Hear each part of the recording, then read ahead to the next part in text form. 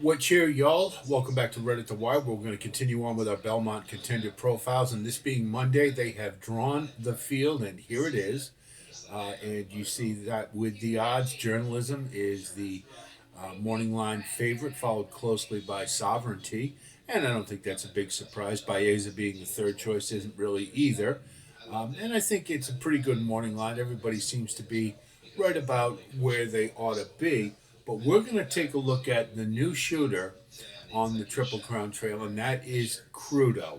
He's owned by Bobby Flay, and he's got Todd Pletcher and Johnny V. Perfect jockey for Crudo.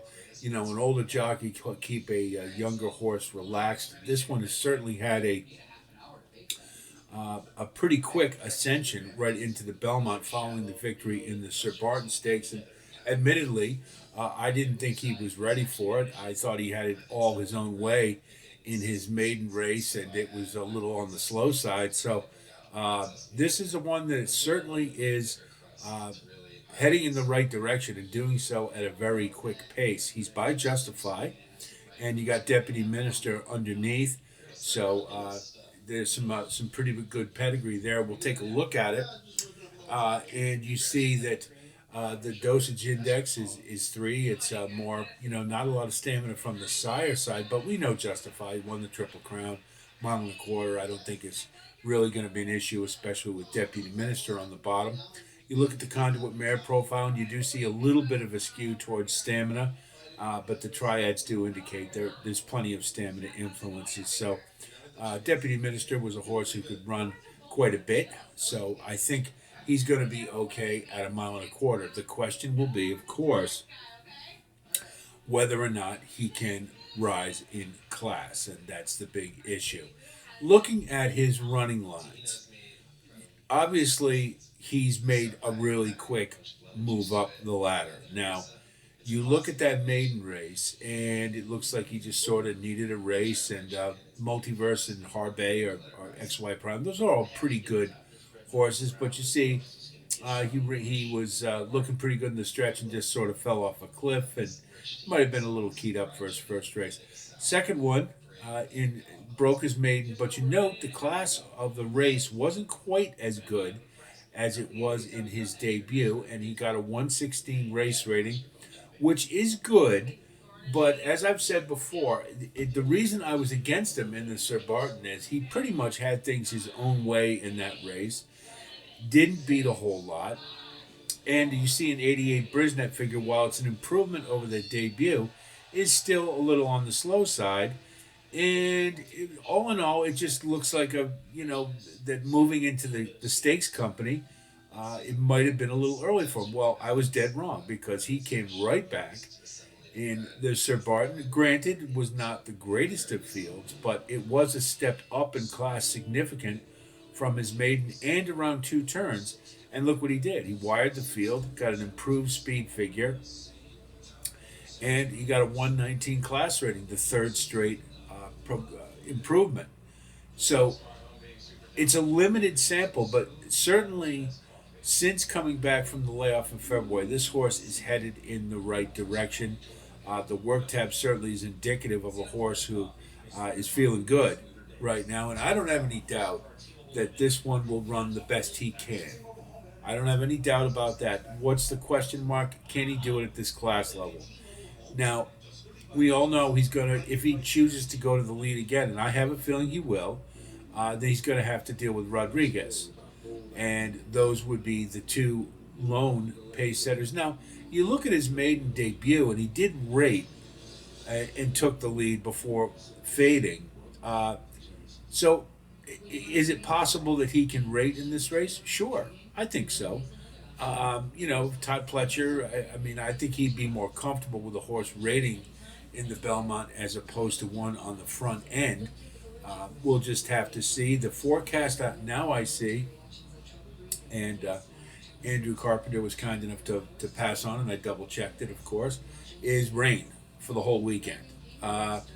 He's by Justify. I don't think that's going to be a problem, but it does add another variable into it. You got a big crowd for a horse who hasn't raced a lot.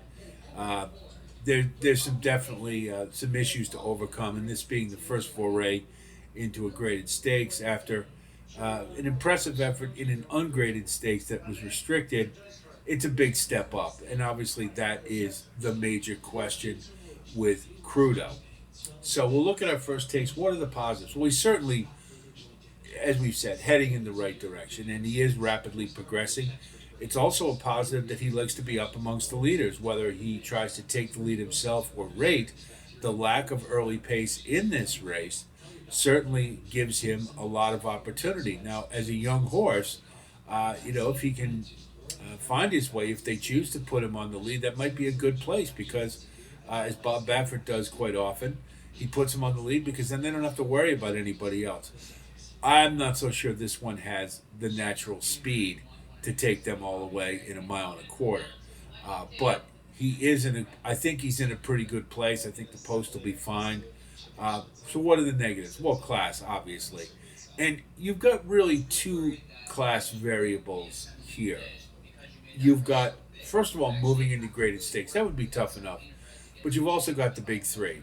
And as we've noted before, they have separated themselves from the rest of the 3-year-olds as being just much, much better, as we saw in the Kentucky Derby, and pretty much with journalism in the Preakness, because I don't think an ordinary horse, any other 3-year-old aside from maybe Sovereignty or Baeza, could have done that.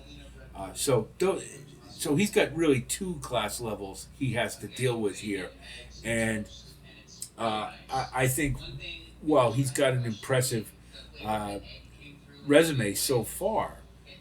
It's not. Do I see enough to think that he's all of a sudden going to vault and be able to beat those top 3? No.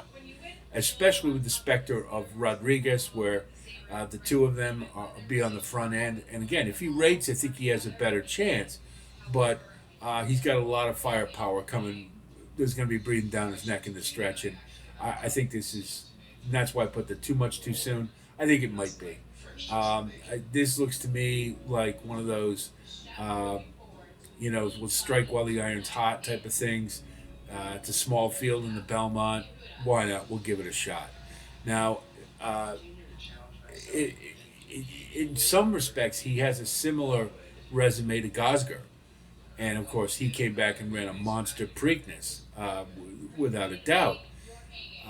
But journalism still beat him. And that's kind of what, even if Crudo runs a very good race, I think he's very hard pressed to tackle any one of those top 3. So I would lean towards tossing just because of what he has to deal with. I mean, if this was, a different year where the field wasn't so stratified from the big 3 and everybody else, I might give him a little bit more of a chance. But my outlook right now, everything's different when you get to race day, and we'll see what he looks like in the paddock and all that other stuff. But right now, to me, this looks like a little bit of wishful thinking from the connections. But hey, they're New York people. It's the Belmont. If they can have a horse in the race, why not? So, he's got a shot at underneath, possibly. But it looks pretty remote to me that would occur. So there you have it on Crudo. We'll finish up our contender profiles. I think we've got a couple left, and then we will go on to the race, and we'll take a deep dive on that. And before we give our presentation, but we will have it probably either tomorrow or Wednesday. So be on the lookout for that. And certainly, I hope this helps you with your own assessment of Crudo and taking this into stock and with our other profiles, and that hopefully you've got a good place from which to formulate your own opinion. If you do like content like this, please like and subscribe. And again, thanks to all of you who continue to come on board and grow the community. Loving it. More comments. Loving that too. Let's keep that rolling. Makes for a good community. We're going to have full card for Saturday. Best bets, value plays, all that good stuff. We will have the late sequence. And I do note, looking at the card, they're going to do that wonderful thing they did in the Derby. Is they're going to have a getaway race.